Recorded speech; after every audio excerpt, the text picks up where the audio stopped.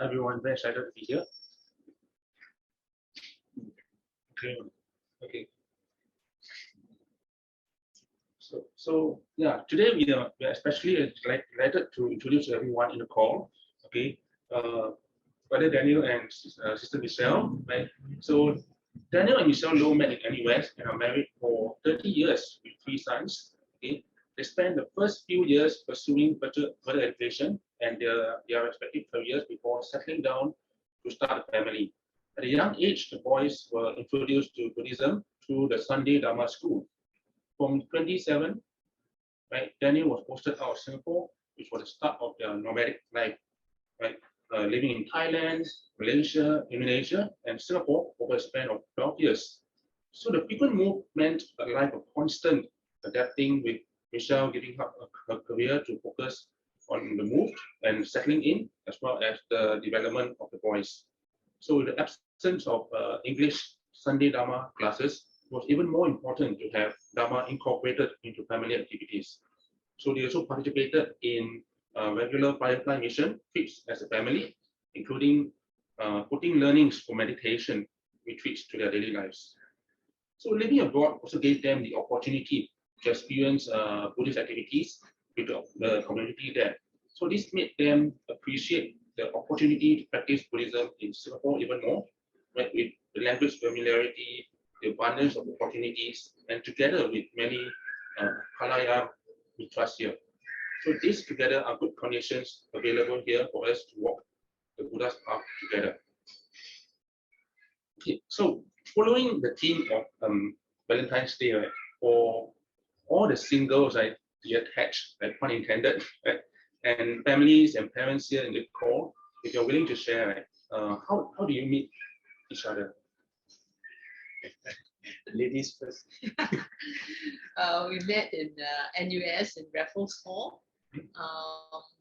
He always tell people that I'm the first lady she met in the hall, and then he got married. Wait, so is that true? It is basically true because when I arrived in the hall from Malaysia, and we were a few days early before the orientation, and in our block we decided to call for a meeting of freshmen in the block, and then they said, okay, call everybody, and all guys, you know, of course all the Malaysians in Singapore bringing on Malaysian guys. And then suddenly one lady appeared, and it was her. She was the only one who was the first freshet, so to speak, to check in. So among all of the guys, it was all guys, but only one lady. Yes. But you were still the one who managed to catch her attention. You want to maybe share some tips to some of the singles in the room here? I think it didn't.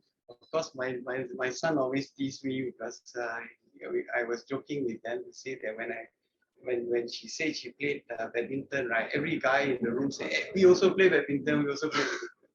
Then I said, no, I play tennis. And then that's how she gets attracted. No, but that's a joke. That's a joke. Okay. I think it's true. Yeah. So you caught her attention by playing tennis, right? It's like, so anyway, it was a few months. I think we just a group of friends getting to know each other. You know, spending time on supper, which was very important in the hostel life. Yeah, and that's how somehow that we just got to know each other better and better, and feel comfortable that we are, you know, probably a suitable item together. You know. Well, the two of you are already Buddhist, then? Oh, actually, my family is a Catholic family. Oh, really? Yeah. Oh, Yeah. okay. So Daniel was actually quite nice. He didn't sort of pressure me to listen at all. We actually shared quite a number of common views. And actually, Buddhism is a way of life. Mm-hmm. Yeah. So it is.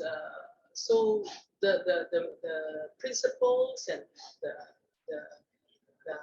views of Buddhism is actually very close to what is. So when we first get married, we were actually do more general things, more of go for Buddhist talks, and we didn't have retreats and all that. Those were much later when we when I was more engaged with Buddhism and all that, then the retreats coming. But the initial was the Buddhist talks and all that. So that's how I get to know Buddhism more. But at that point in time, you were still Catholic, is it? Actually, my parents are Catholic. I'm not a Catholic. Oh, Yeah, okay. yeah. She's not baptized, but she was going to church once in a while. Yes. So mention some common values that you all share. Can you maybe share with us some of the values that you all have in life, or some of the principles that you all live by, maybe that sort of help the two of you attract each other? You know? I think for me, the starting was more the ability to communicate somewhat. It's sometimes very difficult to explain, but the frequency just matched. You all communicate through tennis. So you're just No. No, but somehow we were able to feel comfortable communicating with each other, being open. And I think we talk about anything, a lot of things. I think that was more of like something that makes me feel very comfortable that somebody like her would become a suitable partner for me, because it would be a challenge if, let's say, there is that reluctance in communication, or you feel a stumbling block sometimes, or you feel nervous trying to talk to her, or vice versa. But we feel very comfortable, and I think that helped a lot. I think the other thing is also, I didn't mind that he's not Catholic. Mhm. Yeah. I actually look at him as a person. Okay. Yeah. So that is the most important thing. Sometimes people are didn't not keen to know a person because of the person's religion. They say, oh, once you know that you are Christian, I don't want to know you, or I know you are a Buddhist, I no longer want to get to know you better. But I was actually open to the idea. Oh, okay. Yeah. So that's the story of how the two of you met. I know you have some questions. Yeah, I mean, this is something that many of us also might have experienced, right? If let's say people who are looking for a relationship, right, or even people who are married to one, right. So if I meet someone who is not into Buddhism yet, right, what would you say to them to introduce about Buddhism or your own beliefs? Well, in my view, the first thing is that do not shy to say you're a Buddhist. Yeah, I think.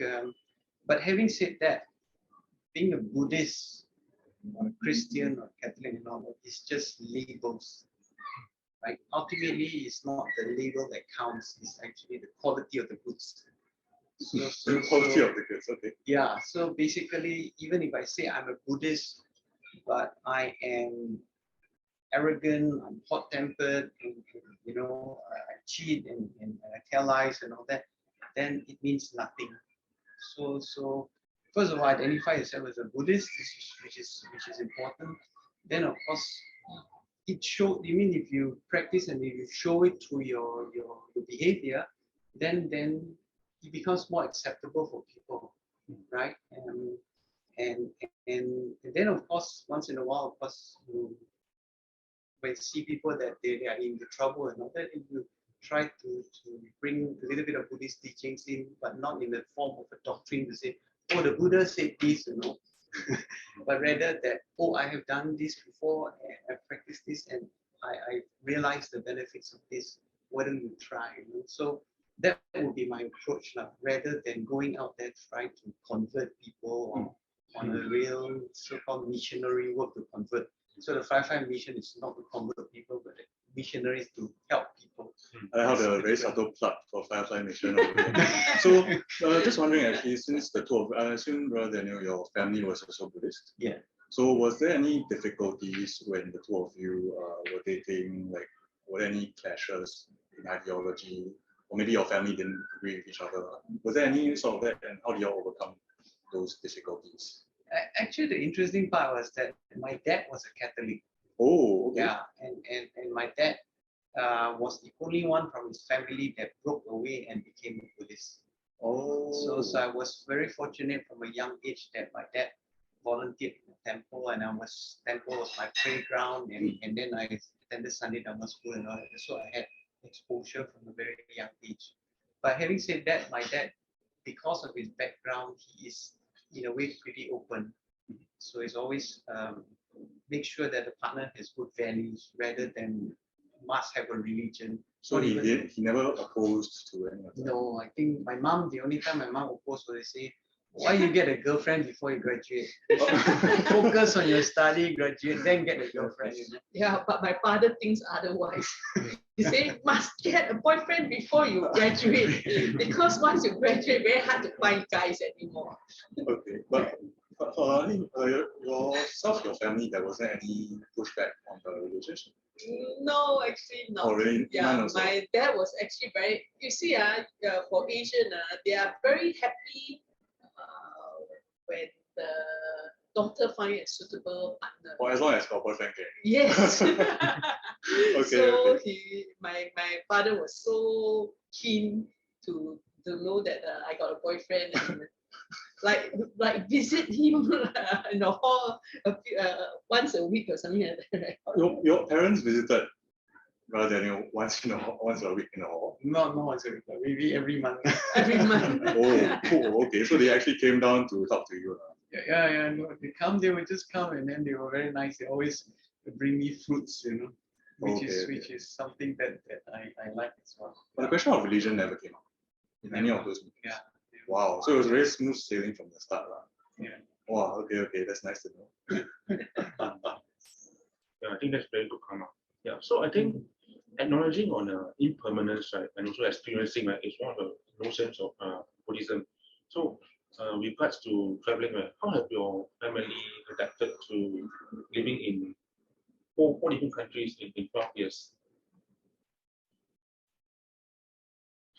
Because she's the one who actually struggles the most. I mean, just to share, when I move for work, typically I'm the first one to go because I go over there and I start work first, you know, and then the family will come in later. And then, when you're working, the most of the daytime you're at work. So whether you work in an office in Singapore, in Jakarta, in Bangkok, or in KL, it's not that much different. Of course, the colleagues are different, culture different. But the big difference and the challenge comes in the family living and adapting. And actually, she's the one who has to go through the most long. So I let her speak. For me, the first move was a little bit more tough because it is when I have to quit my job and start a life not working a homemaker. So that was the most tough for me for the first job because from when you're working, everybody wants to know you. People will like to have invite you for meals. Wants to know about because want to sell businesses to you and all that. But once you're a homemaker, you are becoming like Hubert's mom or Daniel's wife. You lose your identity. Okay. Yeah. So you struggle with that.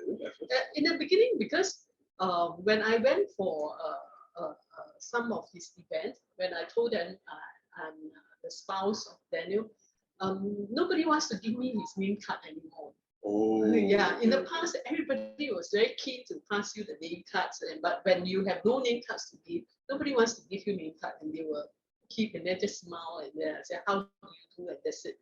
So in the beginning, it was a change for me, but after that, I got used to it. So I find that okay, I just find other friends who once know me as me. Yeah. But each time we move, the most important thing is always the children's education. Okay. Yeah, you have to find a suitable education for children.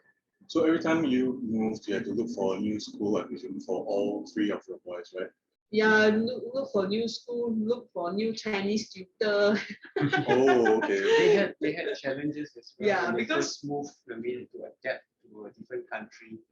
Yeah, I remember Wilbert was the one who told us, "I'm not happy here in Thailand. I want to go home." Okay, that must have been tough. Yeah, it was initially I think the first 6 months was quite tough because that was the first move or first time we left Singapore. Yeah, so it took us almost 6 months to kind of get used to being out of Singapore. Yeah, But then I think after that, the family kind of accepted it that of course, we also tried, both of us tried to encourage the children to say, yeah, being able to adapt is a huge advantage in your life. So every time you need to adapt, whether is it even in the same country, you have different phases of life, different people you meet, from school to university to army to work, all different people, and then you need to adapt. And this is a kind of a training of adaptation. Yeah. Did Buddhism help with the process? Did any values or any of the teachings of the Buddha actually help with this, I assume, very difficult process of the adaptation when you move from country to country? So yeah, I think to a large extent, because then every now and then the important part is of course, we always emphasize the family togetherness, being together, and then we say living harmoniously means that we always have to have good moral values, and of course in the Buddhist sense is really keeping the 5 precepts, yeah. Although I have to admit that it took me a while to finally have the courage to say I do not drink anymore, even though I'm forced to drink. Okay. For business lah. For business, okay, yeah, okay. yeah. But I'm glad to say that I completely stopped about 5 years ago. Oh, congratulations! Yes. Nice. Yeah, and I initially, of course, you need to withstand that kind of humiliation or teasing or bullying, as you call it. That happens. It does just because you happen, don't drink. Yeah, people Okay, make fun of you. You coconut water again? That kind of thing, Like oh yeah, you underage, you cannot drink, So what, you take it with a smile, and then you know that all these things are actually better. Then of course, talking about family is like we always emphasize to the kids that being honest and open is very important values. Yeah, even though sometimes you might lose, you might not win, let's say in a game or somewhere. That you don't maybe keep to the truth. But these are values that we try to instill with them. But of course, then 2 of us has to be, as children see the parents, right? So if we don't do the same thing, we do the same thing, we don't follow, then it doesn't work. But they are our best mirrors because our children also tell us, Dad, you told me this, yeah. They are good reminders. Oh, okay. Now you Do examples, bro? I'm just curious, like, what are some of the examples? Maybe ask him, Albert. Okay, so for the audience who doesn't know, actually, 2 of their sons are right beside us, viewing the session as well. So cannot see it. You can see his finger. yeah. Okay, so yeah, do you have any examples of like some of the times your parents as role models or some of the things that they taught you about?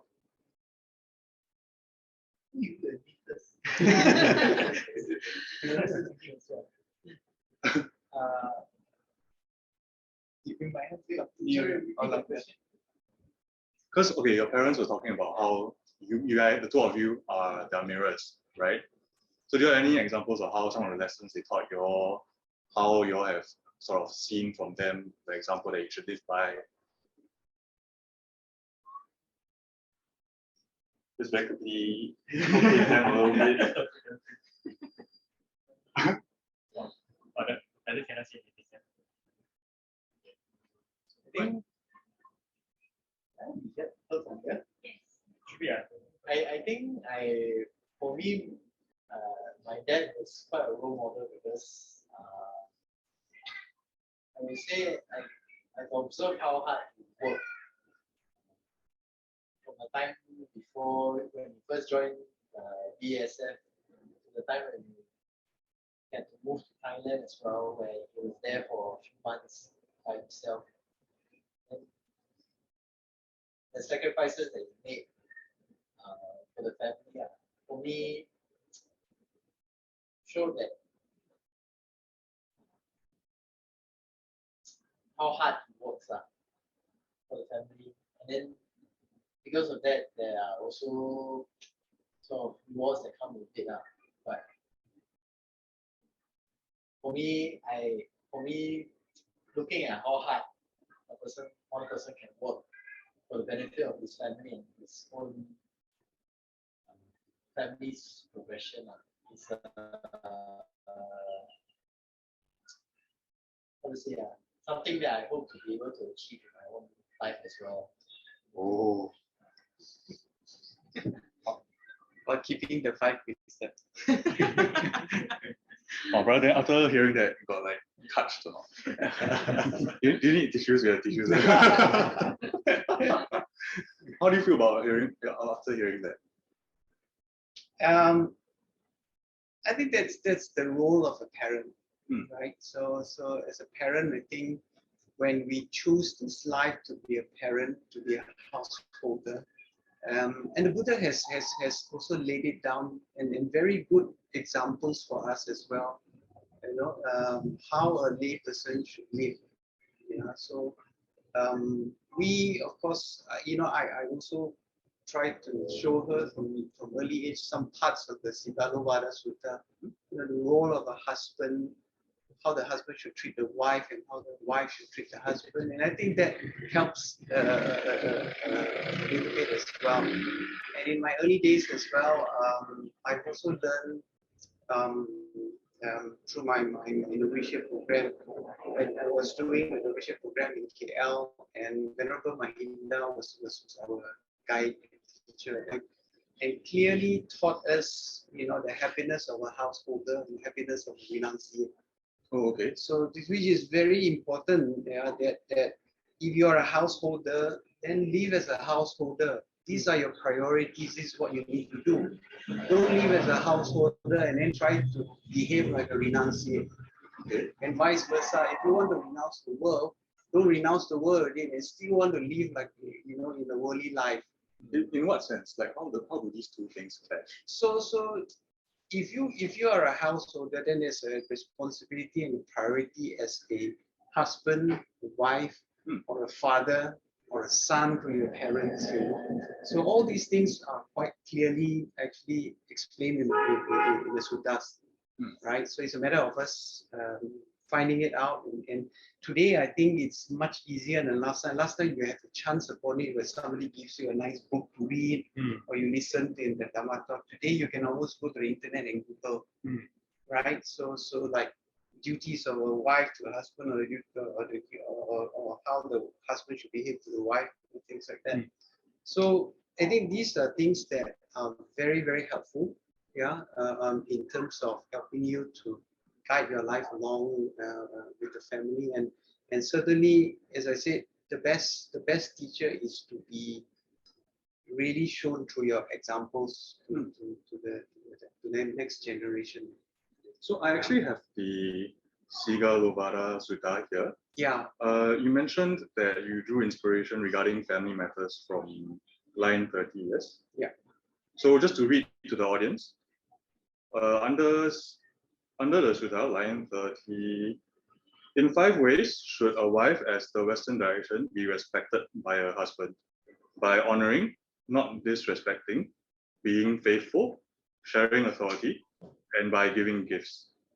And the wife so respected reciprocates with compassion in 5 ways: by being well organized, being kindly disposed to the in-laws and household workers, being faithful, looking after the household goods, and being skillful and diligent in all duties.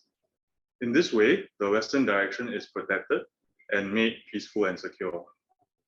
So, is there any other lines that maybe I can share? Yeah, I think maybe just to put that into context, for example, in all this moving around the nomadic life, I really appreciated my wife Michelle, because, as I said, once I'm there, I'm working, I'm basically busy and consumed with work. The settling down of the house, the movement of the goods, and all that is all done by her. The settling in of the children's education when they first start school and all that is all done by her.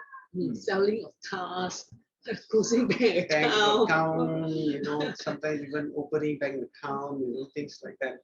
So a lot of things I have to depend on her to organize all these things. So by referring back to the sutta, I mean, that's really what she has lived up to, like, that makes it so smooth for us, Of course, we have seen people, expats will move, and from one place to another, and sometimes after 1 year, the boxes are still unpacked.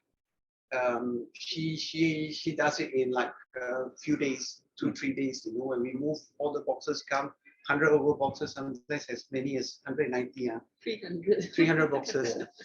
Yeah, and those boxes are like unpacked and clear out within days, definitely no more than a week.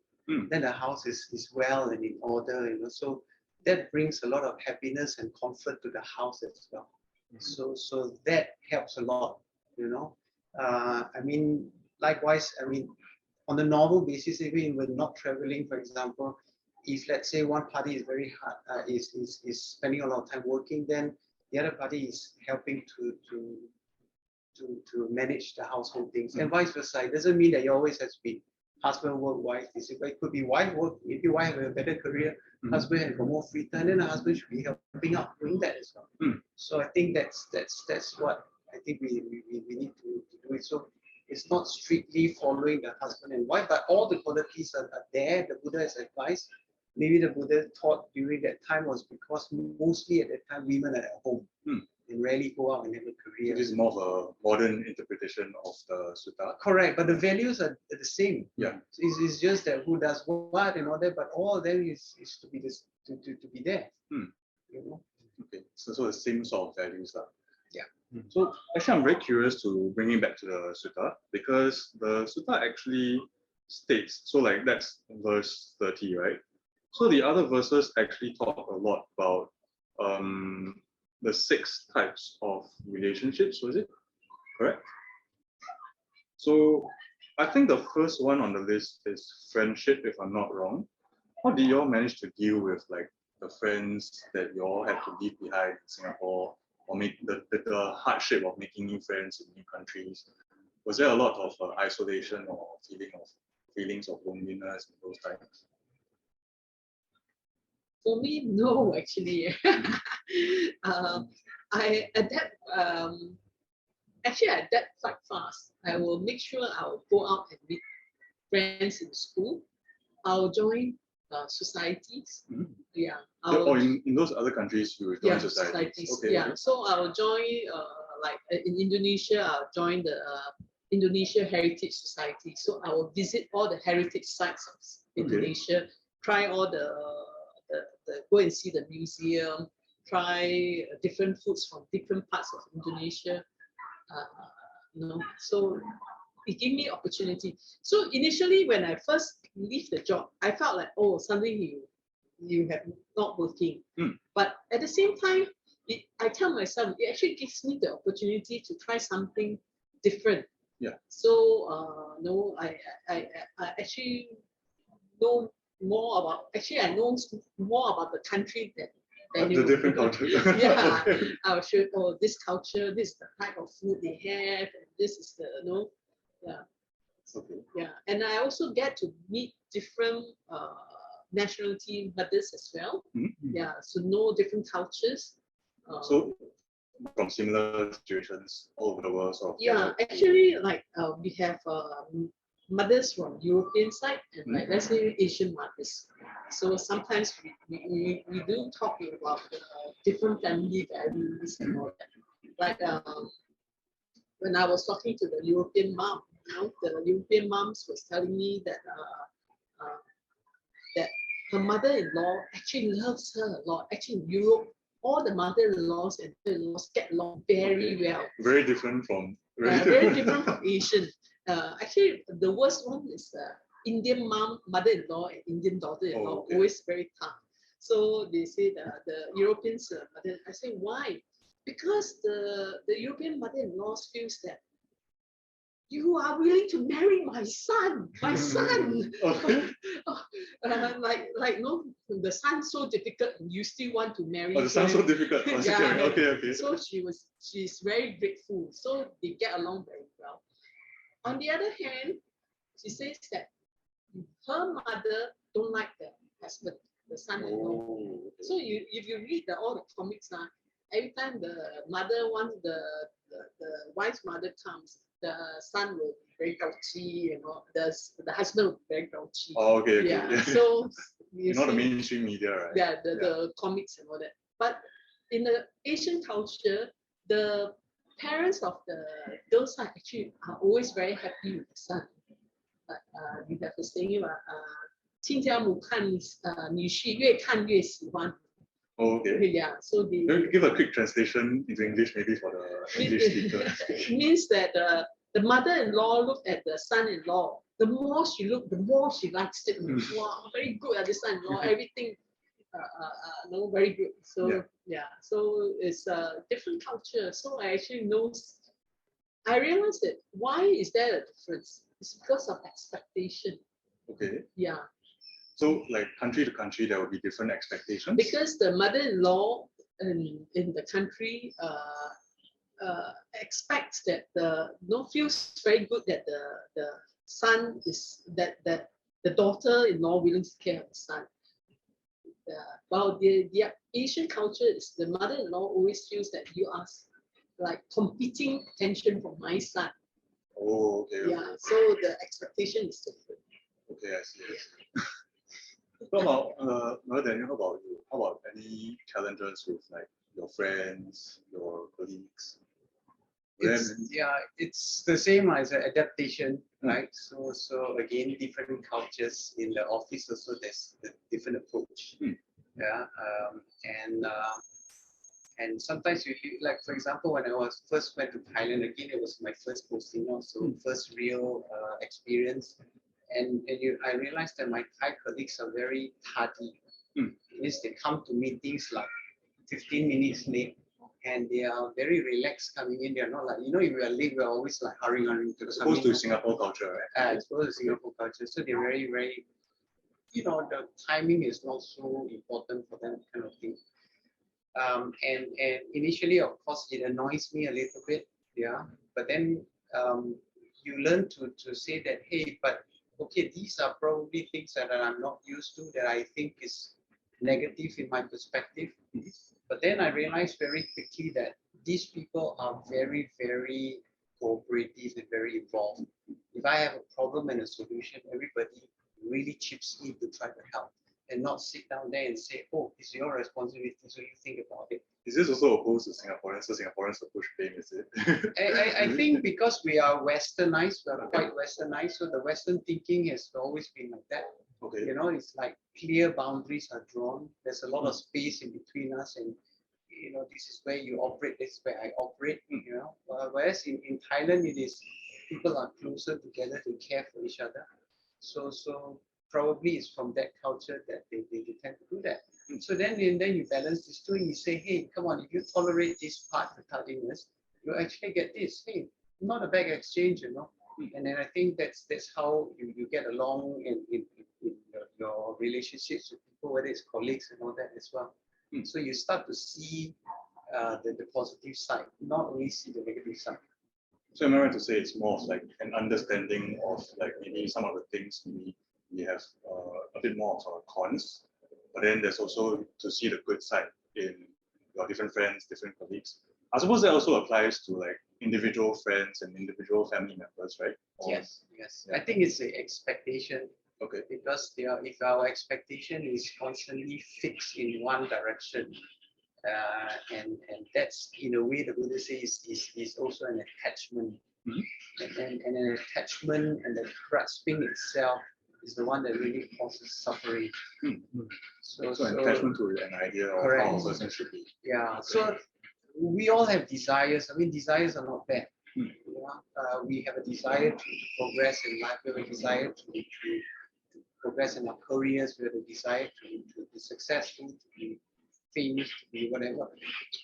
And we have a desire also to practice Buddhism, to progress on the path. So the desire is not bad. The thing is that if the desire turns into grasping, where you cannot let go whatever condition comes, then that's where suffering comes in. Okay, so it's good. It's not bad to have desires, but it's bad if you start to really hang on tight to them. Well, it's you have to decide what's bad for you, because if it's starting to make you suffer, and stressed up, then that's something that you need to work on. Right? And then you start to be able to notice, to say that grasping is one. What's the real cause of suffering? I mean, you talk about even in a household as well. In the early days, I have to say, like every couple, we also quarrel, right? Then you get so upset, and then you get so hurt, and you feel, I'm so miserable. Why am I miserable? It's because I held on to my opinion so much that I'm miserable. So you couldn't be flexible with opinions? Yeah. So if you just step back and say, what's the point of holding to this opinion? What if she finally agrees that I'm right? Okay. What's a big deal about it, you know? So then you start to be able to say, okay, then you let go of these things. And when you let go of these things, then immediately the reconciliation happens already. Or immediately? I mean, it's pretty much, right? Because Yeah. if, let's say, I defer to her opinion and I argue with her, then we're all stressed up. But after a while, I said, if I let go and I come to her and say, oh, sorry, I think I shouldn't have gone in that position, right? And immediately she also will, come down and things, you feel the stress level go up. So this is relationship and this foreign. It's the same about work as well, in our life as well, the same thing, right? So you hold on to that because you think that this is the only right way to do it. Or your boss or your colleagues think differently. But the moment you say that, hey, if I can still achieve the overall objective, but in a different way or in their way, then you realize that it's like a release of stress, I mean, you may call it rupture or whatever, but it's a release and something like, hey, the load lightens and then you move on. That's nice to hear. A bit of a playful question regarding the letting go, right? So who usually lets go more often than others? I don't know, you asked me. I mean, if it's not comfortable, you can move on. No, actually, I also learned that sometimes I cannot hold on to. Daniel has certain views, and these views are because he has certain ideas of how things to be done, and I do let him agree with him, because if he has to always listen to the wife, he cannot be in the position he is at the workplace.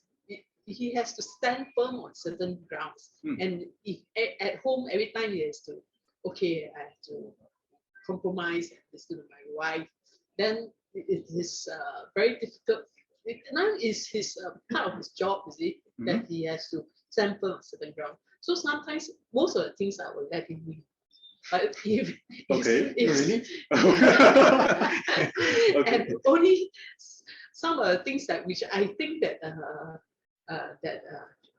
I can win over the argument, then you will let him win. Oh, okay. Lam, do you have any more?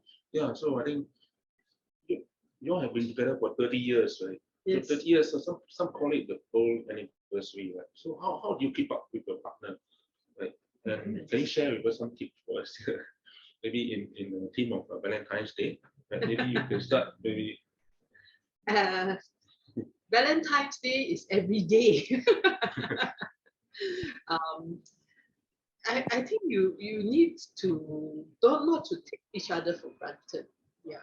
Yes. Yeah. You have to appreciate each other, and I think that is very important. A lot of times, I've seen some couples is that when they're married for many years, they no longer talk gently to each other. Because like, I really know the person so well. The way they talk is very direct and not so friendly. And then when that happens, I also the children sometimes also answer the same way to the parents, because they mirror the way what the parents does. So I think whether you first year married or 30 years married, you should talk gently to each other, appreciate each other. It goes back to what you mentioned earlier. It's Valentine's every day, right? So just appreciate each other every day. Yes. So actually, this Valentine's Day is nothing special to us. It's like everyday thing. It's social reasons. So yeah, I mean it's good for people who needs reminded once a year. Oh, but the two of you don't need. Oh, that's good. That's good. Yeah, so we remind each other every now and then, right? And I mean, just going back, when you are dating and we are courting each other, the first few years of marriage, there's a lot of, you call it romance, romantic moments and all that. Our advice is that don't let it end. Why let it end in the first few years? Mhm. You know, make sure that it goes on forever and ever. And the most important thing is that your best friend is to be your spouse. Yes. Yeah, that you feel so comfortable to open and say anything and don't have the feel of embarrassment, because at work you're always still guarded. You're not totally, you know, you cannot be vulnerable in front of your boss, for example, and tell your boss that, oh, I'm crying because I'm so stressed, you know that. Unless you're so, you know, you're at that point that you need to leave or what. Yeah. But sometimes you have to put up that front and you have to motivate your people as well. You cannot cry in front of your team and then your team, what will you feel about you, you know? But in front of her, I can do anything. You do all the crying in front of I can cry, I can do anything, and I don't worry at all being judged. them. So it's like a safe space for both of you. Yeah, and I think that's very, very important. And until today, sometimes my kids complain because we say, sorry, we're going out eating. We don't need them. Okay. But of course, we still have family time, and we try to keep that family time together. At least once a week, we have a gathering as a family. Oh, okay. Yeah. So the 30th year anniversary it's over already, is it? Or... Not yet. Well, if yeah, you're right. I think it's not. The registration, the official registration is December. over.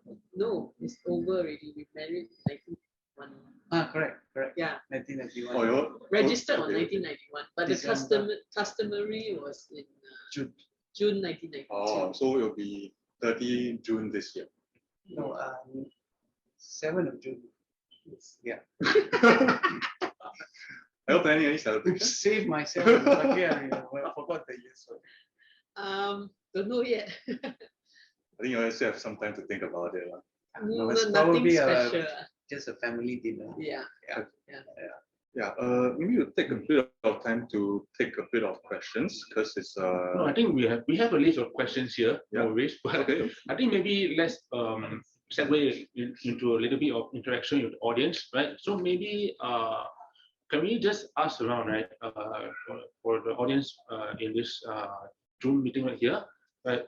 What's your relationship status like? Are you single? Are you looking for somebody here, right? Or are you attached or in a relationship, or are you married?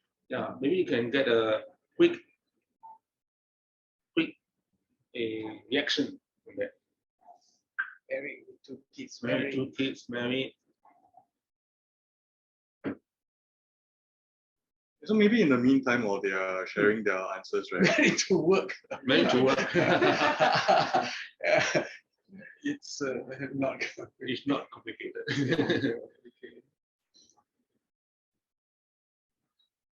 So we have a lot of married people, like attached. Married with 2 kids.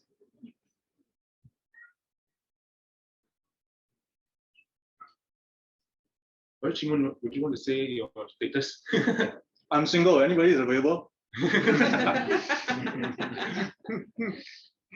Yeah, for me, I'm taken already. So I just got, I just registered my marriage last year. Congratulations. Congratulations. เข้า in แล้ว Gao in liao. Oh, เข้า in แล้ว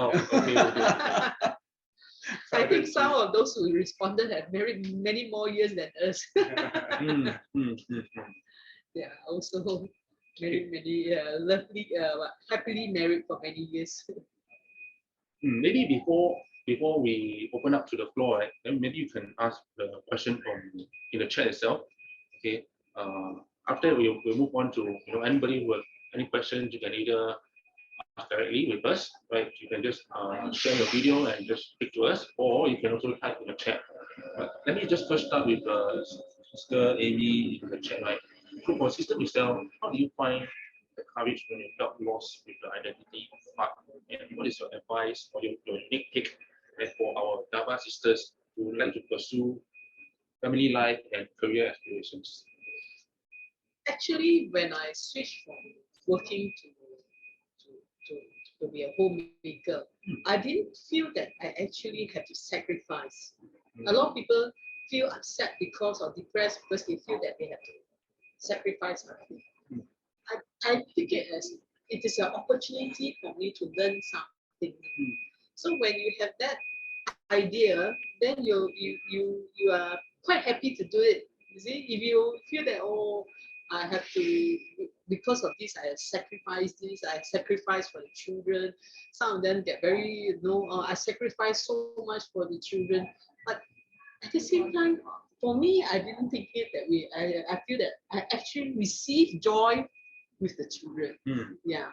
It's the receiving joy, seeing your children grow up, the joy. So, in that, just changing your time, the way you look at the things is really something happier. You know, okay, lor, I cannot work, okay, lor, I have nobody to boss around, then I'll find other things to do. Just out of curiosity, what was your career before you stopped? I was the general manager of a manufacturing paint company. Oh, okay. Yeah. Okay. So at the time, actually, I take charge of quite a fair bit of things. Okay. Yeah. So that's all the people that you're bossing around. Yeah, and then the bankers are very keen to sell facilities to you and all that. So every time you have supplier coming in and all that. So it's you will realize that those people who knows you is because of your job. It's not because of you. So would you actually prefer it now as opposed to previously when people only knew you for your job? There's both pros and cons. When you're working, you want people to know you because of your job. Okay. Yeah, because that's part of job. Yeah. When you are at home, then you will have friends that will know you as you are, and actually will last longer as well. Yeah, because you know who you are, right? Yeah, because as a job, once you change job, your group of friends will also change. But you have a lot of more time now to spend with spiritual friends. Yeah, spiritual friends That's as very well. important. Yeah. Yeah. And Daniel always says that I'm very fortunate because I have more opportunity to go for meditation retreats, and well, he has less chance, and some meditation retreats requires him to switch off the phone for like 1 week or 2 weeks, which he can't. Okay. Yeah, so you find that it's harder for him to go for retreat compared to me. Yeah. There's a comment saying it's very lucky our brother Daniel remembered the anniversary date correctly. I was in a lot of trouble after this session. Unintended, we did not intend for that. Okay, does anybody have any other questions for the couple? Anybody would like to ask anything? Sure, comes better than Daniel.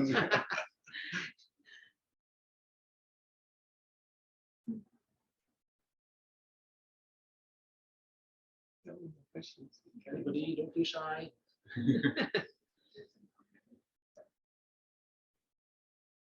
Maybe while waiting for some questions, actually just carrying on with earlier the comparison between friends at work and friends at in your personal life. Friends at work wants to know you as your career, right? So, brother Daniel, naturally you are still working. So, do you have any problems with that? Like because as according to what Sis Michelle said, your friends will all want to know you for your career, right? Do you think that's a drawback? Do you think that's a detriment to your your circle of friends? Well, it's quite clear that the level of relationship, the topics are different.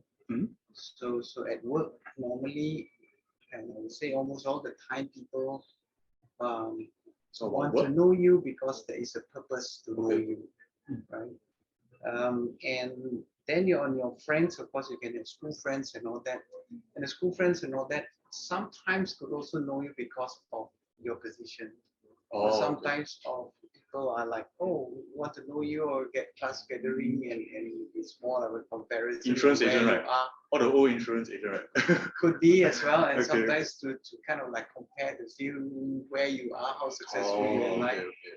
And then there's the other part, which is the spiritual friends, the Payana Mitras, right?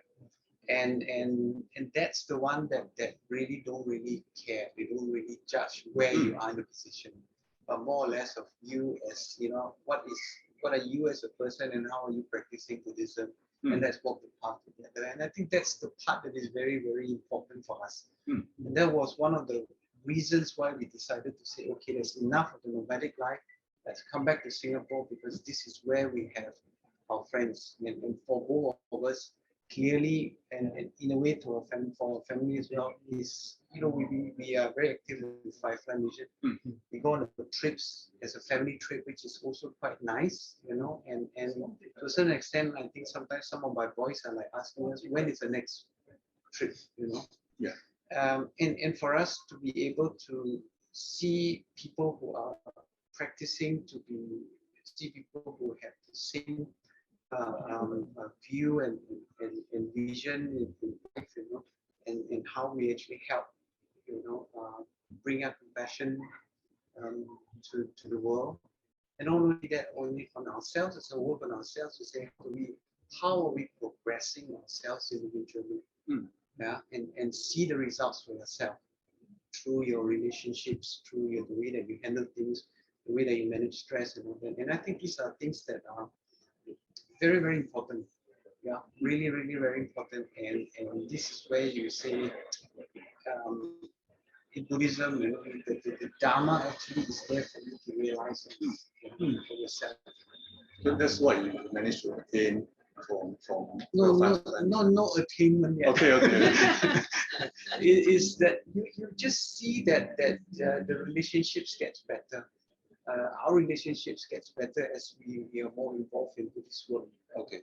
As we walk the path together. I'd like to take this chance to encourage all the audience to check out Firefly Mission and SPM. Yeah. If you are looking for the benefits that Brother Daniel has talked about, you know where to look. In different age group, you go SBM first. Yeah. That, no, just kidding. No, it's not kidding. Please come. Not kidding. Actually, I have to add, actually Singapore has a lot of opportunity for Buddhism, the friends and all the activities. When we were in Indonesia, there were a lot less opportunity, and we went for one a talk conference. By Ajahn Sumedho. Ajahn Sumedho actually came to Singapore, and then we went to Indonesia after that. So we went to Indonesia. The people there were so touched, you know, and he was hosted by 5 temples. They were touched because he came for a talk. No, because they have attempted how many times? 12 times. 12 times to invite him. Oh, And okay. only on the 12th times, Then they managed to get him to come. And when they get him to come, they got 5 temples to jointly host the event. Yeah. And they have over 1,000 people turning up for the talk. So they were so grateful for this very rare opportunity for Ajahn Sumedho to come. And then we are saying that, hey, Ajahn Sumedho actually has come to Singapore so many times. A lot of times. Yes. A lot of times, you know. So that's the good conditions that we actually have in Singapore compared to let's say We Indonesia. consider ourselves quite fortunate. Yes, Indonesia actually they are the ones to have opportunity, but actually a lot less. But Singapore, you have a lot of masters, Buddhist masters that comes to Singapore to teach, to give meditation retreats and all that. So much so that people didn't know that it's so rare to get a masters to come. Oh, okay. Yeah. So we have to appreciate. Yeah, you have to appreciate it when you are here in Singapore. So actually, we have a few more. No, we have a lot of questions coming in right now. Right? I think it's especially applies to people who are married, right? So when your kids were at a younger age, how do both of you work together to ensure that they are doing okay academically and spiritually? Of course, sadly, we also have tuition. When they don't do well, you have tuition. But actually, at the end, I found that the best tutor is me. Because the mother is always patient to make sure the child learns. The tutor is only there for 1 hour, and then once the 1 hour is finished, the tutor leaves. But the mother is there, and then you teach, and then if not sure, then you have to teach again. As Actually, opposed to 1 hour, you're Yeah. 24 hours, 24/7. yeah, but actually also my son taught me something. Oh, really? Yeah, because when I first was teaching him, I was get frustrated because sometimes the same concept after teaching 1 hour, you still cannot get it. Somewhat we say you vomit blood. So you get very angry, and then sometimes I thought that no, you used to my old mother. No, you take the cane out. No, can you remember? And then my son told me when he was actually 9 years old. I think 9 years old. He told me, "Mom, do you know that punishing me with a cane, I will not remember The lesson. the lesson. I will only remember the punishment. Oh, okay. Yeah. Okay.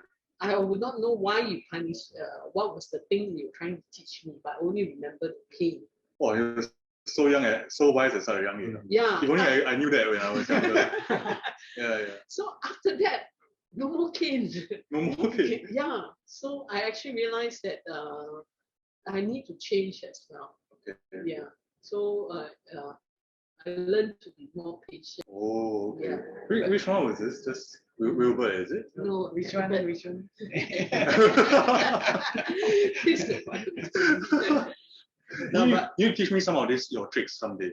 Oh, you act very sad. Then when I asked, do you remember what you did? I said, no, I don't remember. Act very sad. Yes. That's against the precepts. I mean, I was so sad. I just need to emphasize the sadness. Emphasize the sadness. Okay. Yes. Okay, we have more questions from Sister Ting Ting. Like, hi, Brother Daniel, how do you balance the demands at work and at home? What suggestions will you share with couples who are at a stage of building their careers and starting their family? So I think this pertains to more people who are in a relationship. I think firstly, the most important part is that you will always get stressed when you're at work, right? It's a matter of time, basically. But the most important part is you need to be aware of the stress. And when I say aware, that's why meditation helps, because that awareness comes in, and then you don't keep attaching and going with the flow of the emotions. So you're aware of it. Then the thing is that try as much as possible to leave your stress outside the home. Mhm. So when you come home, if possible, try not to work. Okay, I know that I'm not doing it very well now because sometimes I still do work. But try to leave the stress at work. There's a separation, whether it's a physical boundary or a mental boundary, leave it there. Come home, and home is home. It's different. And of course, it helps a lot when if you have a spouse who is understanding, and that when you come home, and I always told her, look, I don't mind working hard, but I want to come home to a happy home, right? And this is very important. Yeah. Home has to be a happy home. Yeah, you can have the biggest of buildings, but if you don't have a happy home, it's not going. The building is going to feel cold. Yeah. Right. So this is what we say. Our aspirations. We need to have a happy home. Yeah, and that helps a lot. Right. So that helps in kind of managing the stress. Then of course, then the way you deal with people, and going back to the try not to have grasping, try not to have too deep and deep rooted opinions, about certain things, because it's always different opinions that causes conflict and arguments and stress. So then you learn how to compromise, lower your expectation. I gave the example previously in the sharing that I say that in the early days, I always expected a certain response from people when I do certain things. I send an email and I expect a certain response. And when they don't respond or they give me a different response, I get very stressed out because I'm holding on to the idea. So when you start to say, okay, whatever I do, I don't expect returns, then you become happier, right? So anything you do as well. So if I do something for her, I don't expect anything in return. She does something for me, she doesn't expect anything in return. And we're all happier that way. So it's about managing expectations and as well as making sure there's a very clear boundary between personal and professional. Right. Yeah. But it must have been quite difficult at the start. Was there like maybe for some advice for people who are still struggling in the middle part where they're still learning to do that? Because it must not be easy even for yourself, right? Like sometimes stress at work, sometimes you must bring it home unintentionally, of course. Like any advice for people who are still struggling with that? Meditation. Meditation. Okay. And join Firefly Mission. No, I mean, meditation has become such mainstream now. It's not religious anymore, right? Because a lot of companies are now even introducing mindfulness at work. That's meditation. The ability to focus, to be aware of the current situation and the presence, and not get all the other thoughts coming into effect. Because when we are upset and we're stressed, because we cannot let go of these things. It just comes and comes and comes. The emotion just comes and comes and comes. You know, so meditation is a very good thing. Yeah, and the other part which I have to share, I will share this maybe more for me from young growing up, is the understanding and the acceptance of the law of karma. If you try your best, you've done everything you can, and still something happens to you that is not in your what you wish for. Then you say, okay, I've tried my best. This is karma. I'm happy now because I paid back an old debt. Oh, okay. You know, then you motivate yourself. Yeah, and you motivate yourself. So anything that happens that's bad to you, you are upset for a while. Then after that, you say, hey, but not so bad. I'm in a condition and age and health now to be able to pay back that debt, that karmic debt. You know, so when you do that, then it motivates you. Just let it happen and then let go. Just like we are. Okay. Yeah. That's nice. Okay, a lot more questions coming in. But by the way, if anybody wants to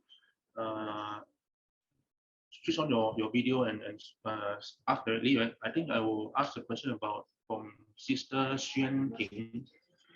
Would you want to show reveal yourself, introduce yourself, or you can't hear? Can hear? Hi. Yes. Yeah, so I didn't hear you. Can you hear? Yeah. Oh, yeah. So I just want to ask, like, what's your advice for managing the relationship if both partners are like in different stages of life? Which stage of life?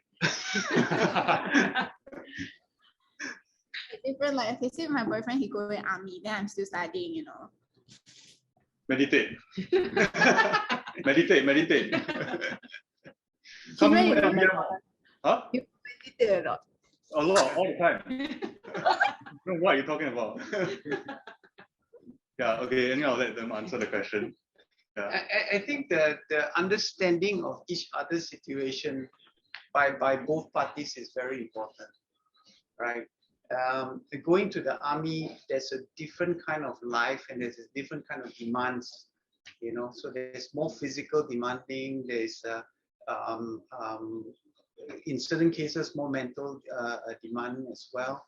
So as an army, you come back, like my son, he's sleeping, he's tired, right? So sometimes you need to understand. When he comes back, he's tired, he wants to sleep, he doesn't want to talk to you. Understand that, right? Likewise, from army, you come back and then you see your girlfriend that is very eager to talk to you because there's so many things happening in university or in his studies and all that. Yes, you need time to sleep, but make sure you allocate time for her as well, so that she's able to talk to you and communicate. So that learning of compromising with each other is very, very important. It's the same thing as me. Sometimes I come back from work, I'm so tired, I don't want to talk anymore. and she wants to tell me a lot of things, and sometimes she understands to say, oh, okay, for guys the quota of words is much less than a lady. In general, I'm not saying in specific, yeah, there will of course be always exceptions. But she asked me, and I told her, oh, I don't feel like talking. Then she just sits with me sometimes. No conversation. She just sits with me just to be with me, and that I appreciate a lot. So these are little things that to understand each other, and what you're going through, and then to accommodate each other, and do it without a lot of expectation for return. Don't say, hey, I did this for you, I've always been doing this for you. How come you don't do this for me? Now it's my turn, and then you start demanding, and then that's where conflict starts again. So do it in a genuine way, that without an expectation of return. Then you will be a lot happier. Well, Shen-Ting, does that answer your question? Eileen, you got anything? Why? So perfect, man. Okay, moving on to the next question. Will be from Sister Maggie. Sister Maggie, would you be comfortable sharing the question yourself, or we can ask? Sister Maggie, yeah. So okay, maybe let's ask. Okay, in general, how long does disagreement or quarrel take to resolve? Do you all avoid talking to each other until the conflict is resolved?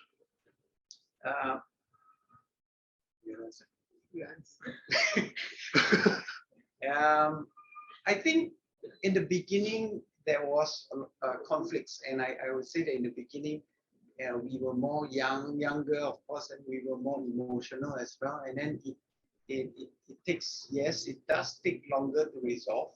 Today we are like almost like it's gone. Okay, we disagree, next moment is gone.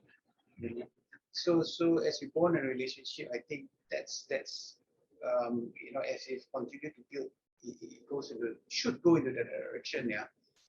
But at the beginning, of course, it does happen, and at least both of us agree that there are, at that time when we are super upset with each other, we say, okay, let's cool off first. Because if the more we try to talk, the more we will argue, and the more we are, it gets worse. So sometimes we just cool off for a while first. And sometimes it goes on days, but typically not too long, because if it goes on days, then we say, no, we need to sit down and talk. We cannot go on like that. So it's the effort to resolve. And the effort and the willingness to resolve. So I would say rarely we let things run for more than 2 or 3 days. Last time, last time. So we try to resolve it. Most cases we try to resolve it in the day itself. So if we're upset, within a few hours, we say, let's sit down and let's talk. Because sometimes you go into bed and you sleep, and then you're still upset. And it doesn't help you, it doesn't help your partner. Yeah, going to sleep before the frustration inside. Yes. Okay. Actually, now for me, we are able to resolve faster. It's also, of course, the meditation helps. But also the other thing is that when I look at things, I don't look at it as one whole thing. I separate it into the emotion part, the cause and condition why these views come about. When you're able to break down the cause and conditions of why certain views appear, then you take away the emotion, you take away all the perceptions and all that. Then sometimes you can understand each other's views better, and you can resolve faster. So is it kind of something like to do with looking at things from different points of views? Or? In a way, yes. Instead, because sometimes when you are certain views is because probably it's from family, the way you brought up certain views, or the way you look at things, or certain views, or your past conditions that arise from certain views. But then when you're able to break it up, and then you look at it, it's no longer so upsetting anymore. So I can see his views better. And this nowadays, this happens within a few minutes, within a few hours. practice. Go quite fast. Oh, okay.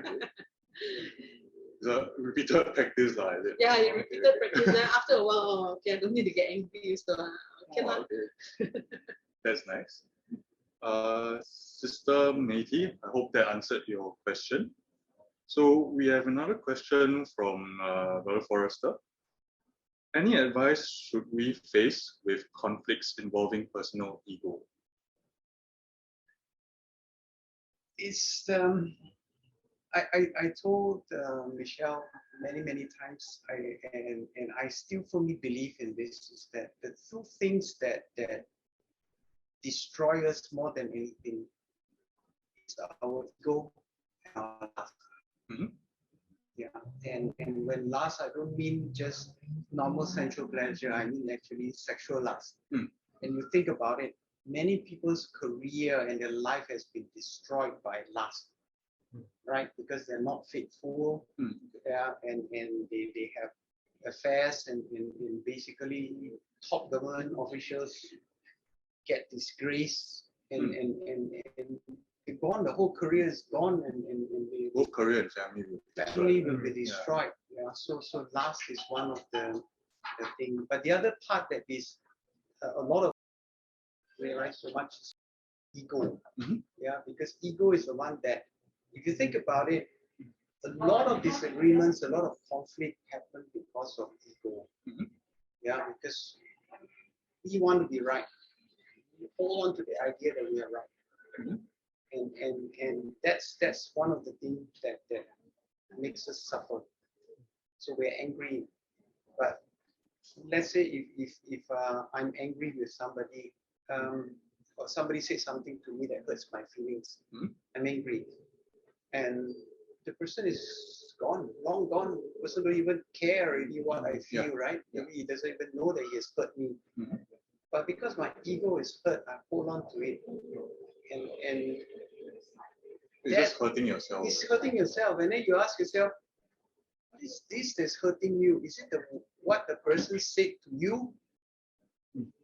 Or is it you yourself? And what is it inside you that's hurting?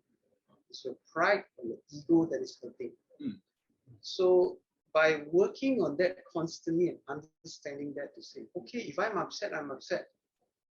But it's gone, he's gone, my anger goes away.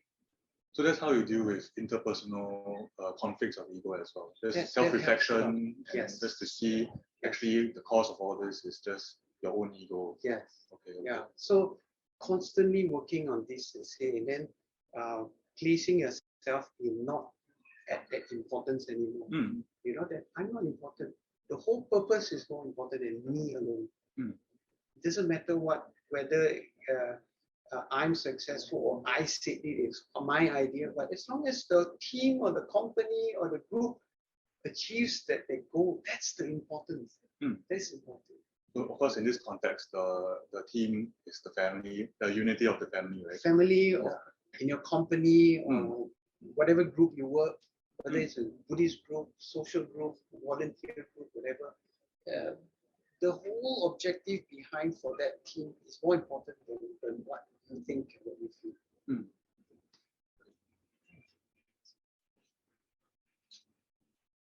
Maybe now we can run off a very short call to action or any last piece of advice from each of you to the audience. For a good marriage life, keep your 5 precepts. Okay. Yeah. You have to keep your 5 precepts, because if you drinks and all that, if you drinks, it cause unhappiness in the family, and if you don't have sexual misconduct, you also cause unhappiness. And then if you lie, then it's also cause unhappiness. So 5 precepts is very important for family household. And I think for me is that finally is like coming back to the Buddhist as a label. We Buddhists as a label, what makes us a Buddhist?